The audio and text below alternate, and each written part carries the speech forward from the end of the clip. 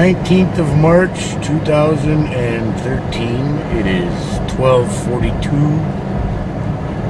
in the afternoon, and the skies are clear yet again today. Amazing, amazing, absolutely amazing. You know, there's no air traffic over here, so completely clear everywhere. Sunny, clear, amazing. Okay, let's cover that up. Save some video memory. Let's see. Okay. So, let me see here. This video is for another boring week, and we are Change, New Jersey. Okay, J1.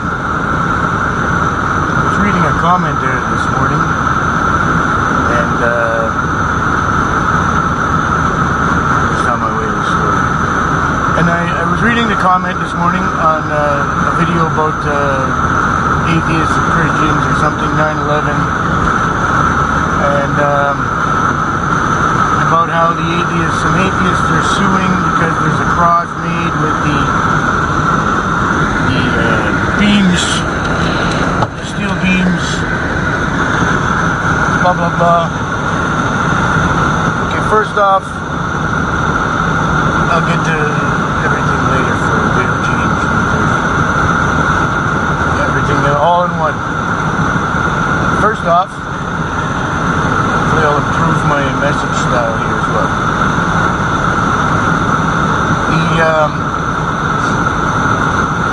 Just organize some thoughts here and pay attention.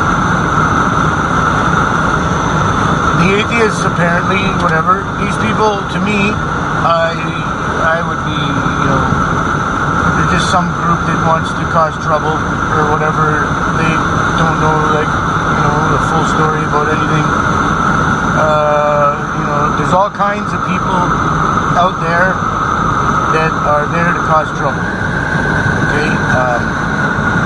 They are it's like, I likened it to those people that, when they want to put up windmills to get free power for everyone, they'll go get somebody and pay them to go on the news and say, oh God, these fucking windmills are close to my house, and oh, it's just horrible, the sound and the vibrations, and my dog's gotten sick, and holy crap, okay. And they whine, and then bang, okay, let's raise everybody's electricity bill because, you don't get free electricity.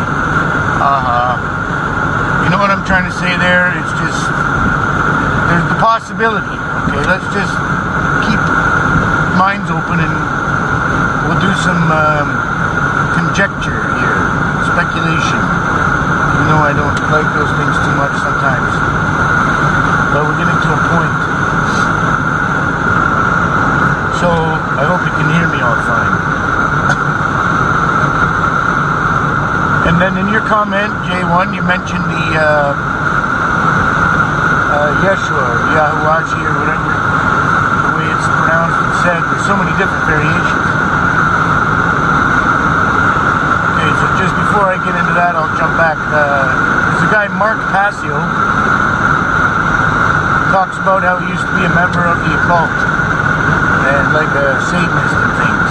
And he talks about how all of these, the evil people actually, good people don't really wake up and want to take over the world or plot against other people to steal their money. And they presume that everyone is good like them and that no one would do anything wrong. And, there's just the odd crazy person or something, or criminal. No, there is an entire subset of culture that is there totally to mock you, make fun of you.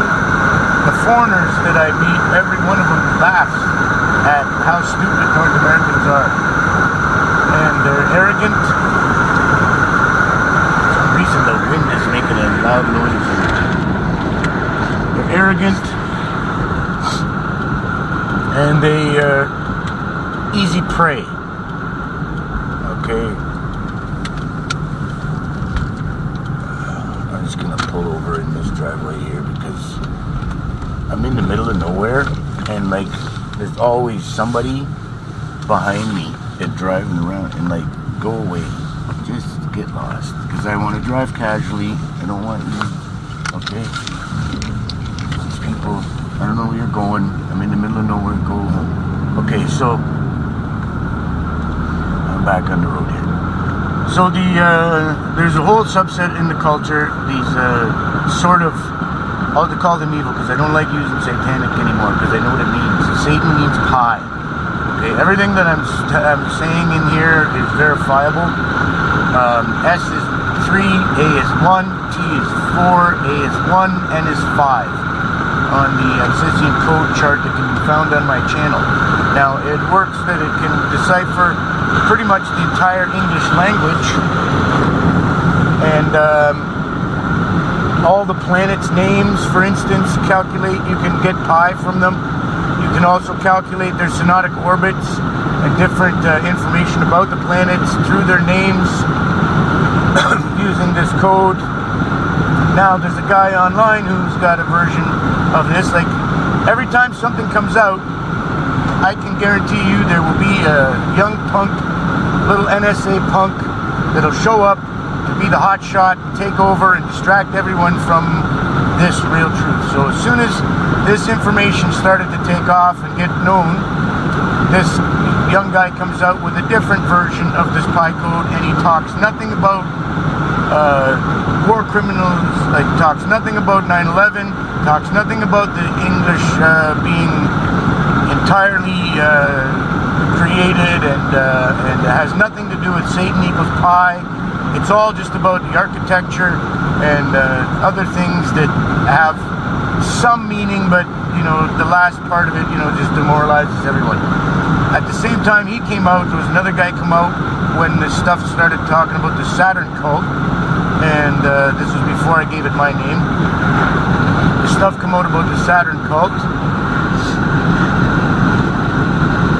and this guy comes out with books, a pre-made book, just like this other guy with the pi stuff, website, books ready to go to sell, and this other guy, Saturn Club or something, death cult website. And I'm not trying to mock them or whatever, I'm just saying it's just coincidental. And they distract everybody away from it, and everybody that was beginning to investigate things drops it because, oh, these pros come out and we can't compete with them. It's all demoralization, 100%. Yuri Bezmenov, demoralization, destroy all the religions, destroy everything, and this apparent New World Order thing to promote aliens, the agenda supposedly. Okay, so other guy comes out with the pi stuff to distract people. So I'm just saying that stuff. I've been doing lots of research, and I want to make sure that it's verifiable, because I've been mocked and harassed in real life. I don't care about online. In real life, and like some people that I tried to get help from, they want to, I met some agents, but I've actually phoned like the cops or something. I was talking to people supposedly from the military, but I don't know, they were tricking me. So I tried to call the military or whatever, discuss something, and they put me through to somewhere else. These people were giggling and laughing or mocking me and whatever. In a way, some of the stuff I was saying.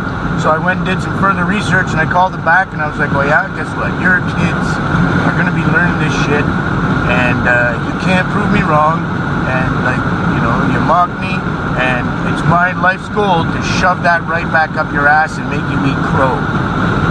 Alright? And I know that I refine my arguments down to a point and find verifiable evidence that cannot be disputed unless you're just a scumbag.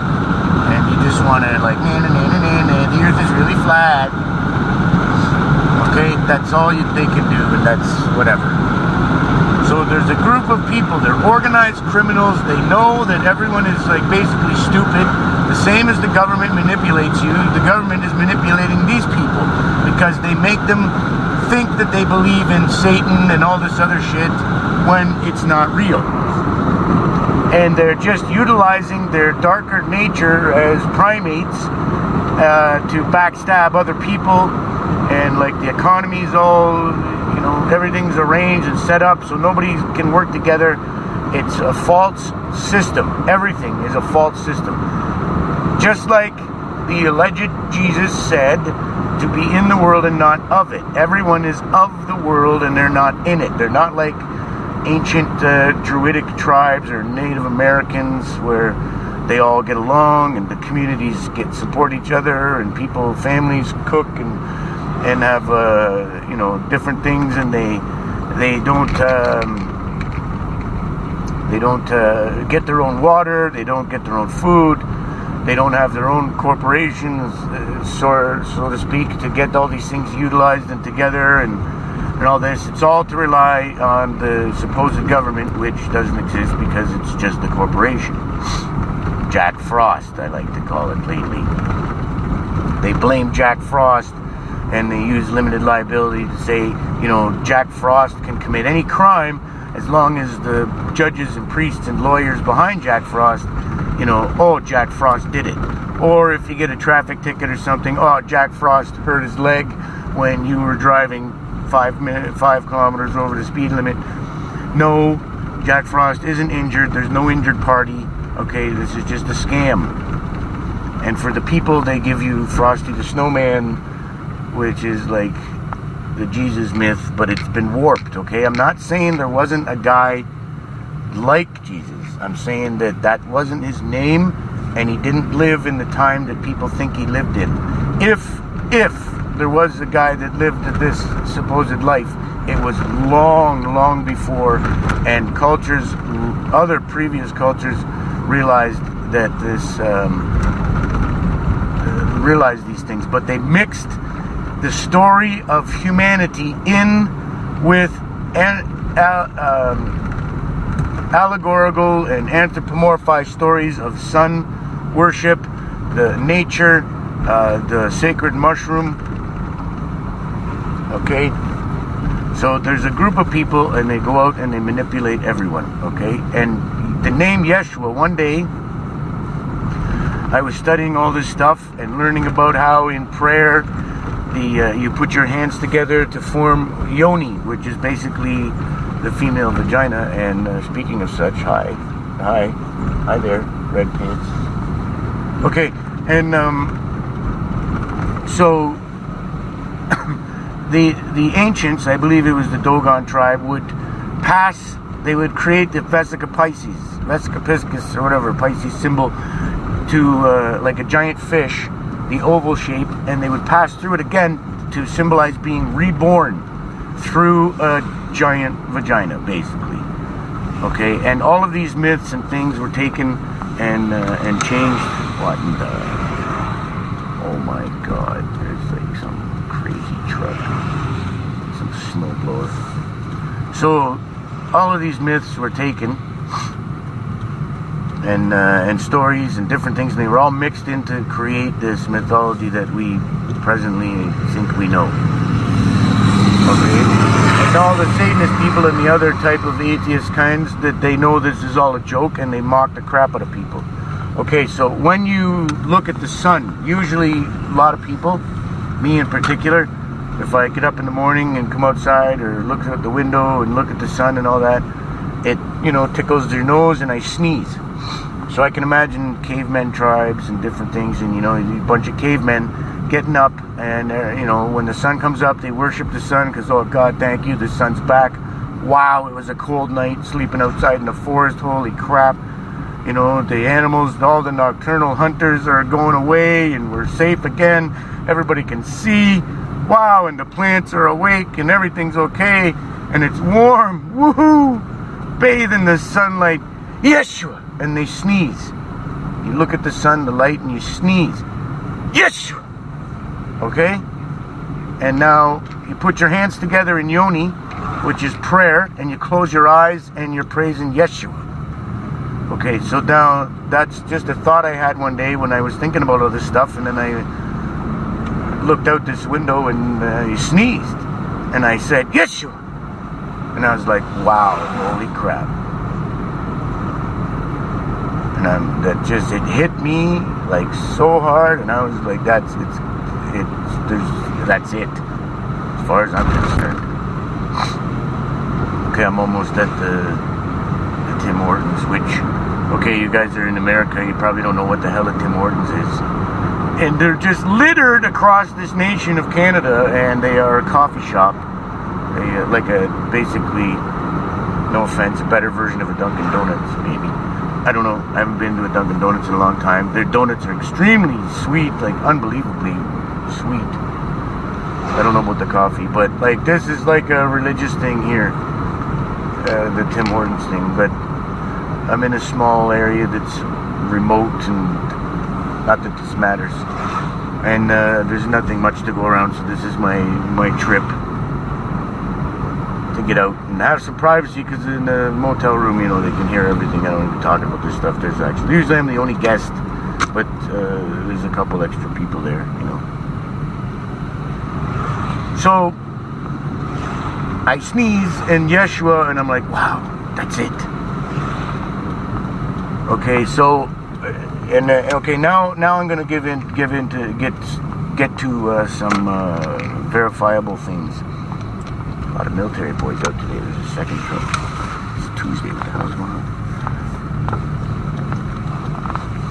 So, let me see here. I'm going to pull over.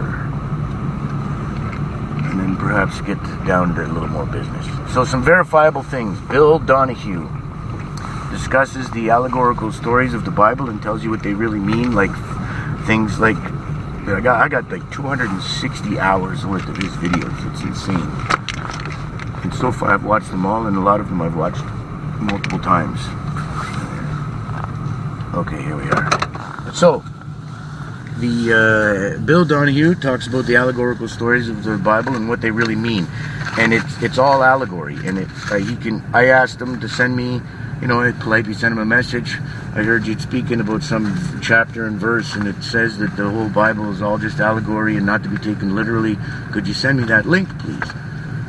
This guy sent me an entire page of links, because I told him I wanted to further this knowledge and explore it, and it had to be verifiable because I want to shove it up people's ass. And, well, I said it a little more politely than that. And he sent me an entire page of links, not just one link, like everything that he had on this subject of how it's all allegory.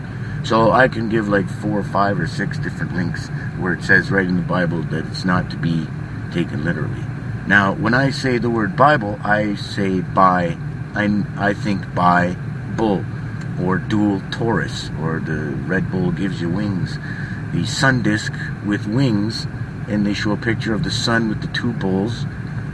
Okay, and that's Trinity formation. And it's actually the Egyptian sun disk with wings, I believe, was something called stereographic projection of rational points, which is how you map a round surface onto a flat surface. So that's how they drew flat maps of the round earth and figured things out, was using complex mathematics. Now, the Bible also states that God is light, and this Bill Donahue guy talks about this. And God is basically photon. A photon carries light, is light, and it carries information, and it can transfer information. Okay, to avoid getting into deeper things with that. So 20 minutes already. And so Bill Donahue talks about the allegorical stories, and these are all very important things. These are all pieces of the puzzle. Mark Passio talks about these cults and the occult stuff. Jan Irvin made a movie called The Pharmacratic Inquisition that explains how Jesus is the sun and a mushroom, and there was another guy with him that made the movie. All these playlists, except for the Bill Donahue stuff, are on my main page. There's another movie called The Viking Serpent, and it explains, the first hour is kind of boring, just the last hour is where you gotta go. It explains how, there's some churches made in the shape of a pentagram that's open to allow for whatever the magic thing or whatever it is. I don't know. I don't believe in magic, but to allow for the energy to get within the circle or something. And in the center of the circle is the Church of St. Thomas, which apparently Thomas the Doubter, the Doubting Thomas, or the Veil of Thomas. And then coincidentally there was a show that I used to like called Nowhere Man, and his name was Thomas Veil.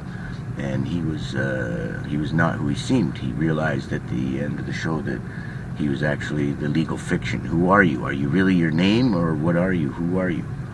Okay, it was pretty trippy at the time. So this church and these 5 churches and the 6th church or whatever, the Borgund Stavkirk in Norway, I believe, built by the Vikings to resemble a serpent, scales, and they used to hang a serpent on a cross because they considered Jesus a serpent or like a snake, because it was a very sacred act. Now pay attention, listen, don't try not, this has to be objective. We're not trying to offend anybody or nothing. We're trying to look at something from a different perspective, and we can return with all of this knowledge to the base belief system that you have or might have, but with a different viewpoint of how it actually should probably be. So a sacred act of a serpent a serpent would go into a cave and shed its skin and come out reborn 3 days later as a new serpent, and it leave its shroud behind. And so they likened the story of the serpent performing this act as very sacred, and it was tied in with how Jesus went into this cave when he was dead, and they wrapped him in a shroud, and he left his image behind on the shroud, and he came out of the cave reborn, okay? Now, the churches were arranged, and they added up to some numbers and pointed to a certain place in the sky at 66.6 degrees. Now, at 66.6 degrees is the constellation Draco, or the beast, or the dragon, okay? So technically, the number of the beast is 66.6 degrees, and if you take a sun cross and you sit on the right hand of the Father, you can point minus the 66.6 degrees from the top right 90 degree angle, and you are left with 23.4 degrees, which is the Earth's axial tilt as it sits in space.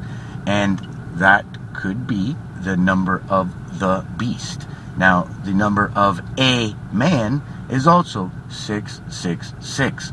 And man, human beings, Homo sapiens sapiens, as a life form, since all life forms on this planet are carbon-based, if you take away all the water, and I believe it's the nitrogen and another element or something, you're left with a pile of carbon. We could refer to an old Star Trek episode where little Captain Kirk and these little aliens pushed a button, and it reduced everybody to a pile of carbon. Carbon is the 6th element. It has 6 protons, 6 electrons, and 6 neutrons.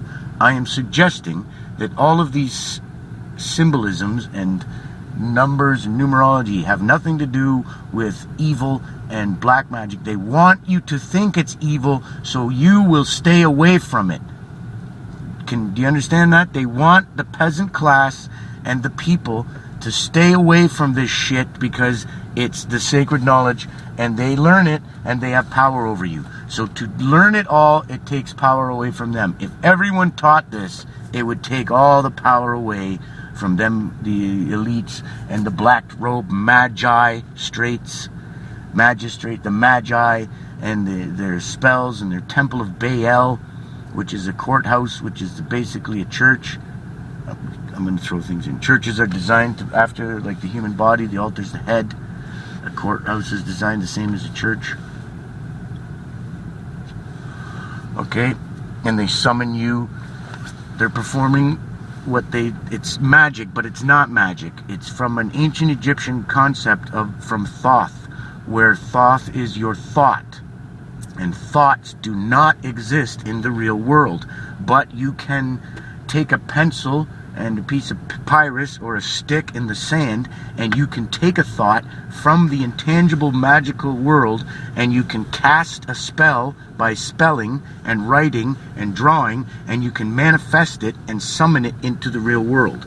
This is what is considered magic, and myths have been built around this that have made things like, summoning, ghosts and goblins and Keebler elves and and magic like Bewitched or I Dream of Jeannie kind of things or whatever.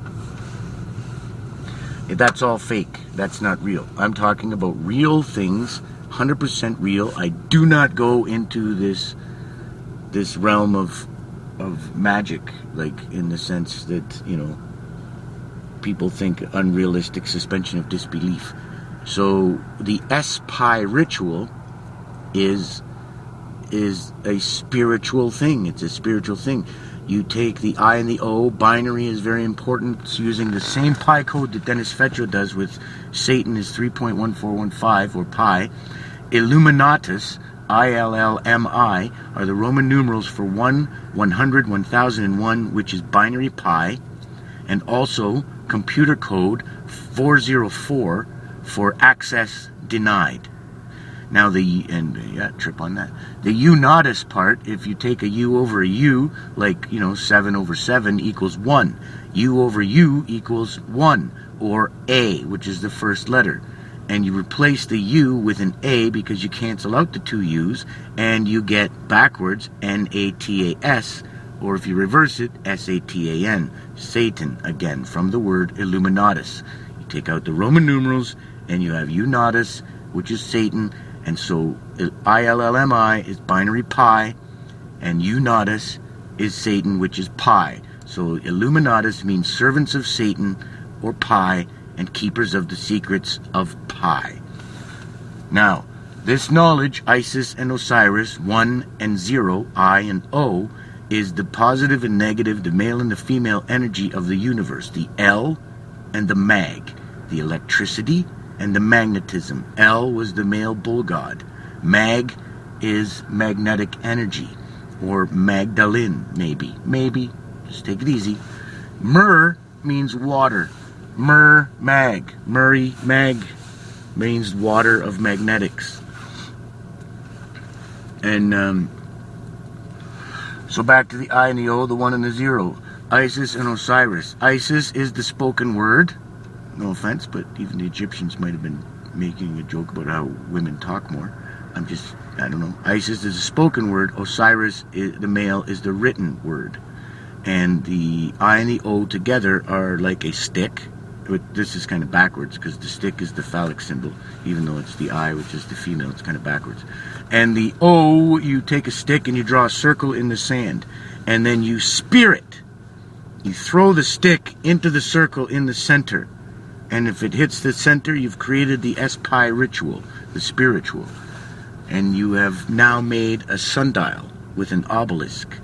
A circle with a stick in the center, which is an obelisk, and it creates a sundial through which you can tell the time and the horus of the day, the hours of the day, and the moon units of the day, the minutes. Okay? So, now, there's so many multiple sources, so I want to try and list them all, see, because it's not all from one source, and the pieces all fit together in different chunks from different places, and so Bill Donahue, Jan Irvin, Mark Passio, Dennis Fetcho, Truthersy 3 talks about El, the bull god of the Bible, which is the ancient Cana-Phoenician name, I believe, for El, or for God, which is El, and the concept of God and most of the concepts for religions were taken from the pre-cultures of the Hindus and other ancient cultures. Now, the Hindu had Shiva, it's Brahma, Vishnu, and Shiva, which was, Brahma was the creative force, I believe. I might have this wrong. Vishnu was the balance force. It might be the other way around. Vishnu might be creative. Anyways, and Shiva is the destructive force. So there is the generative, the ordinative, and the destructive forces of the universe. One is a triangle pointing up, which is the generative force. One is a triangle pointing down, which is the destructive force, and they are held together in complete balance by the ordinative force. And if they are not in complete balance, the entire universe comes unraveled.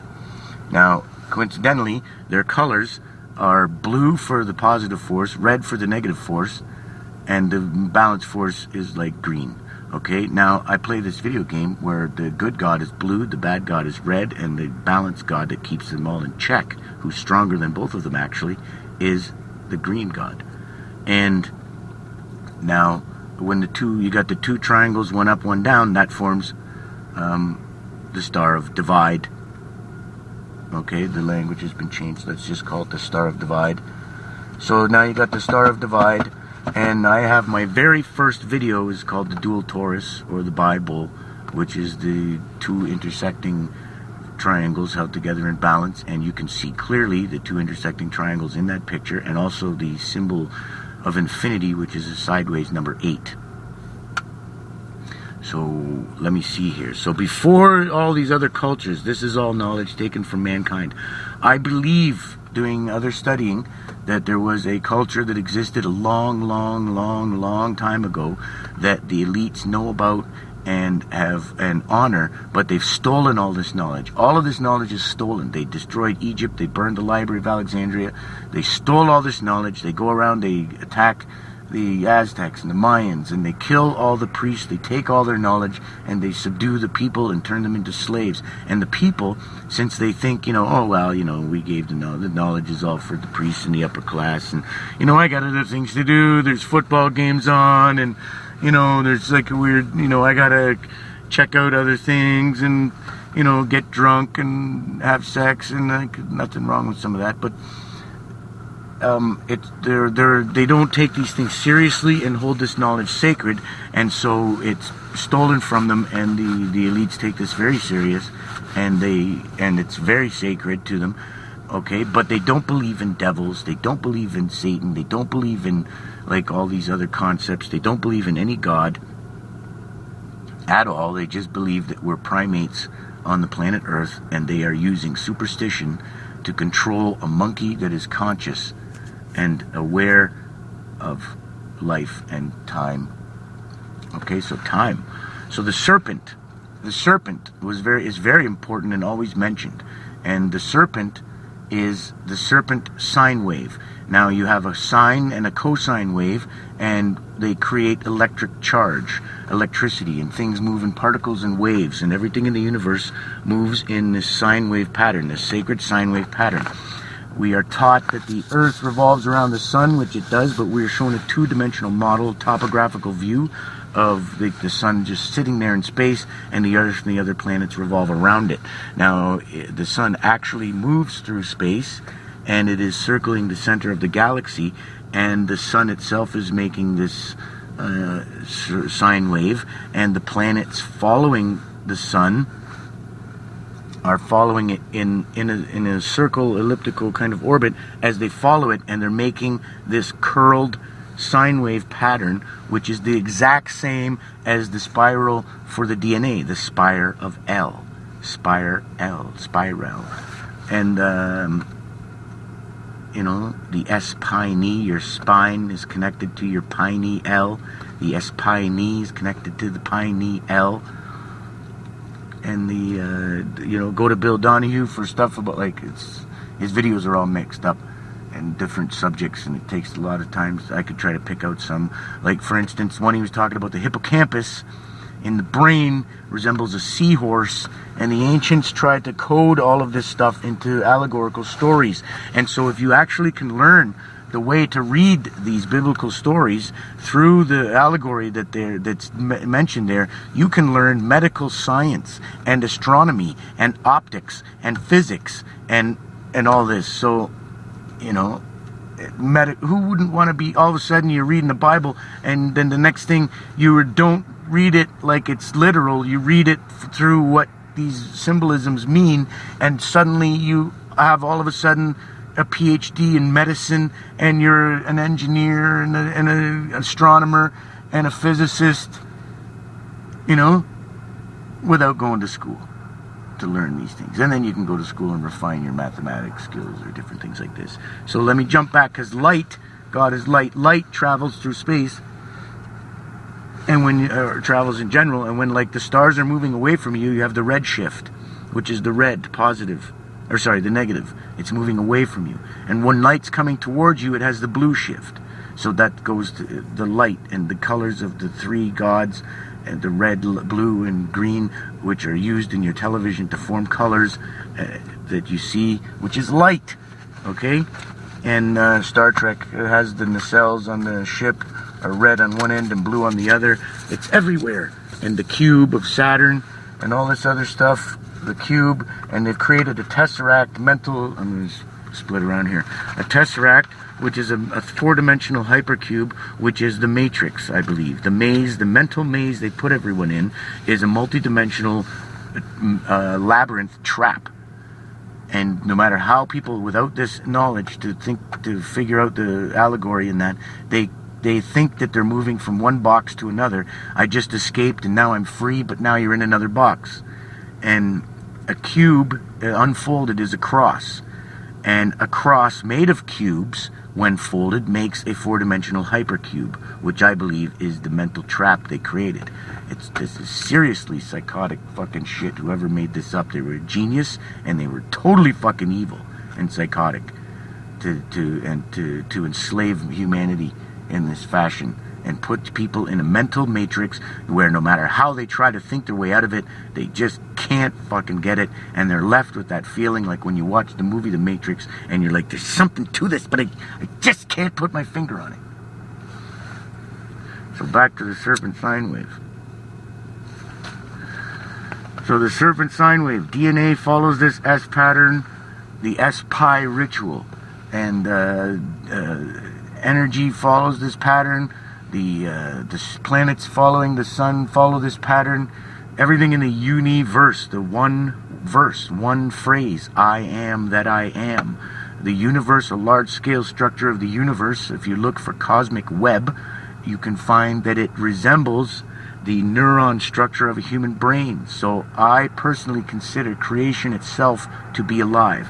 I no longer need faith in a God or in the Creator because I am inside of the Creator, creation itself. I no longer have faith. And the Creator, the word, comes from Crete and Taurus. The Creator. The Taurus, the bull at the center of the labyrinth, the center of the maze. The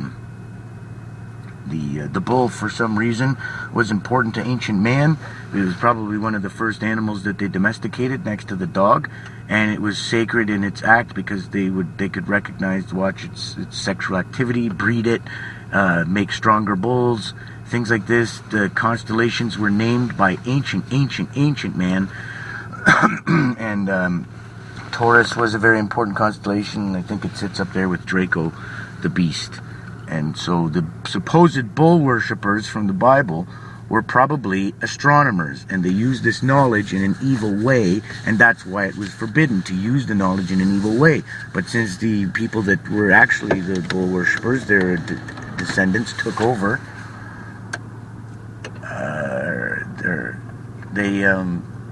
they changed it back to make it evil so that people don't go study the basic astronomy of learning how to be a monkey on the earth and to being in the world and not of it. And so Taurus is actually a reference, I believe, to astronomy, Taurus the bull, and the sexual energies of the bull, and the natural cycles of the earth and its 4 seasons, and the archangels of light, which are the archangels, Matthew, Mark, Luke, and John, obtuse, straight, right, and oh shit, I always forget the 4th one. Damn it! Okay, but anyways, there's 4 archangels of light, and the 7 archangels are the 7 days of the week, and it's all sacred knowledge hidden, so that in case something, civilization collapses, man can start to decipher these things and figure out the mathematics and how it's all tied together with the universe, and then back again to having, 30 days in a month, 7 days in a week, kind of thing. The ancients had a calendar of 360 days, and then it was changed to 365, blah, blah, blah, blah, blah. Crap, there's a couple more things I'm trying to get in here. Now I gotta get out of here pretty soon. I'm getting hot. I gotta get a drink, and then get back. So I don't know, I've done a lot of research. If you want to know all different names of people, most of the playlists are on my main page, My background picture is the Temple of Horus in Edfu, Egypt, which is the same design layout as a computer chip. The Egyptians used to hold rods. They'd stand with the left foot forward, which is what the Masons do. Excuse me, they wear an apron or whatever, and they stand with the left foot forward, which protects the major artery running down the right leg. You attack with the left foot forward. And when I was in the military, by the left, quick march. You march left foot first to guard the right leg artery, and your left side, your left arm is your shield arm to defend. And your right side, since most people are right-handed, is their sword arm. And you keep it back, ready to attack, and you protect your right leg. Ancient shit, man. And so the Egyptian statues hold two rods, one in each hand, which were, I believe, copper and zinc, and they would give them the effect of having a tingling sensation through their entire body, because they would create this electric charge, and it would kill diseases and make them live longer and be healthier than the rest of the peasants. And if somebody went up and touched them, they might get a shock and think that they were godlike. Okay, and the Noah's Ark again is a reference possibly to electricity. The Ashra Kwesi, extremely important, shows where all these things are carved in stone. Before the Hyksos and the white men from north came down and killed them and stole their knowledge and subjugated women instead of being equal with the man, in harmony with nature, man and a woman, positive and negative, in harmony with nature, they subjugated the woman and turned the lunar cycle, which is the same, tied in with her period, because the earth is 70% water, the human body is 70% water, and so they curse the woman. And it's evil that you have this menstrual cycle that's tied with the moon, and the woman is the moon, Min, and the man is the sun, okay, energy. And that's how it works, because the woman's tied with the lunar cycles and the man is tied with the solar cycle, the physical bodies. Nature copying itself and replicating itself in this same pattern. That's why they say, as above, so below. Bill Donahue will talk about the the Fornix, Delta Fornix, which is a constellation in the sky, and the constellations and the things around the earth and everything is mapped out the same as the human body. Everything in the brain has a place called the fornix, and everything, and it's mapped out they mapped out the human body and everything and created these constellations, this ancient culture. Now, I refer to them as the Druidic Mariner Saturn worshipping cult, which Saturn was basically the planet that would be visible at night, and it was like a second sun almost. I'm not sure about all that part exactly, but the planet Saturn could be seen at night, and it was used because they would stay up at night. That's why people thought they were doing evil rituals at night. Under the cover of night, they could study the stars and the sacred knowledge, and it has nothing to do with evil rituals. Sure, they might have had orgies and all kinds of craziness or whatever, but they were real serious about learning things and dominating the rest of mankind with this sacred knowledge.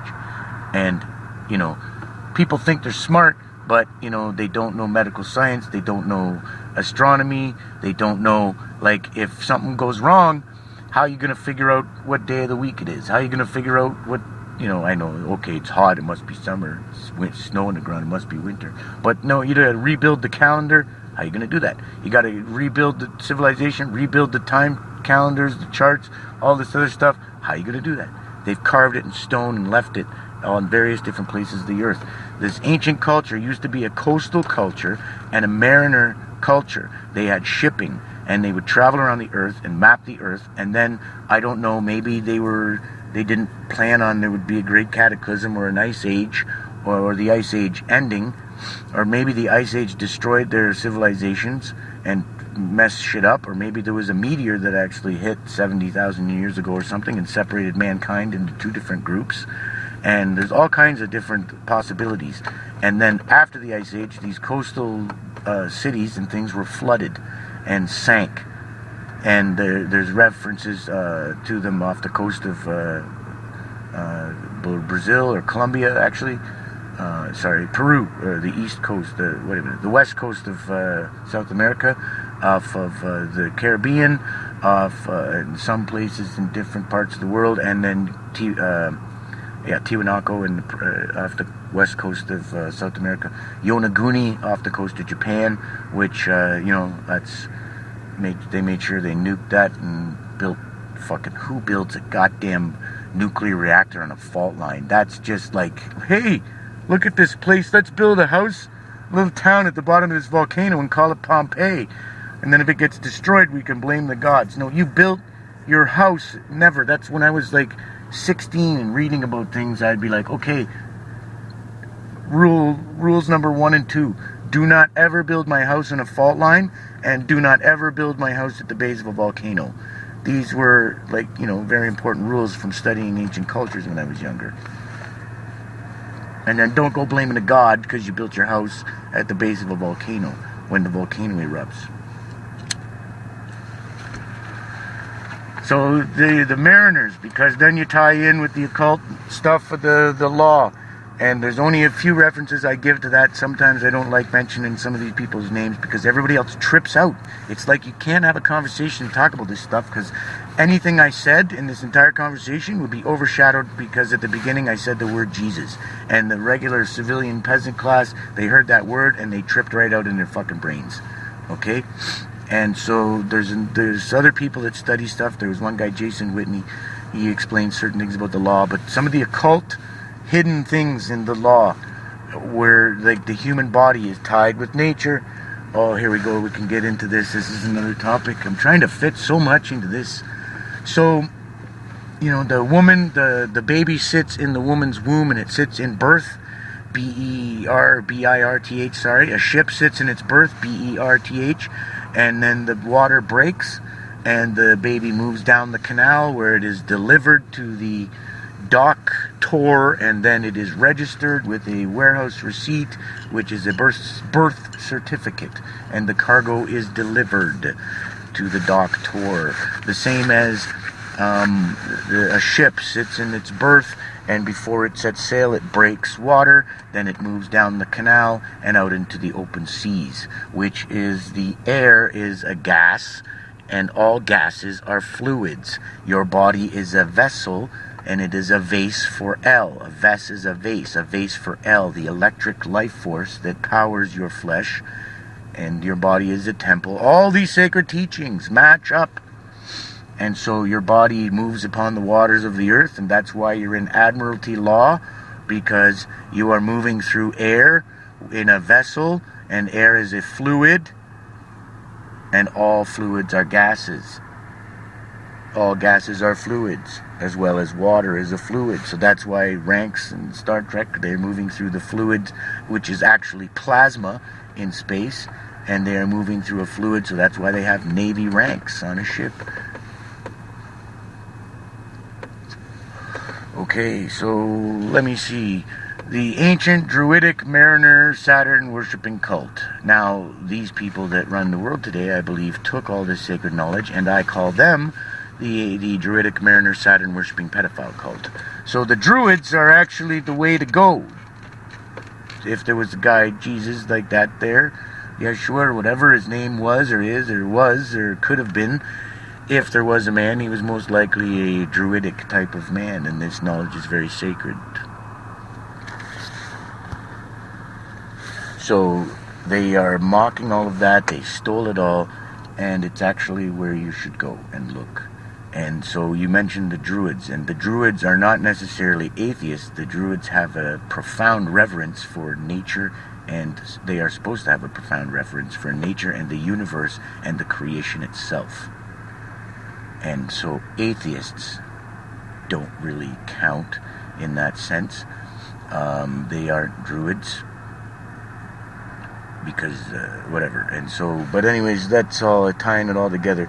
The Druids and the atheists, and that the atheist people, they're fake. They're probably these Thelemite supposed Satanists or whatever, pious. I can't say these words, pious, see? Pastar, Pastar, minister, moon and star, King Solomon, Solomon, sun and moon. It's all allegory.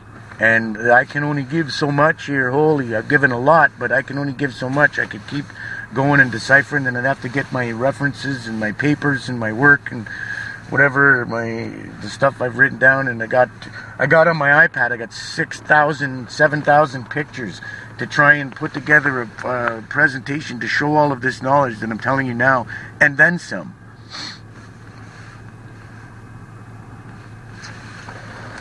Actually, I should go into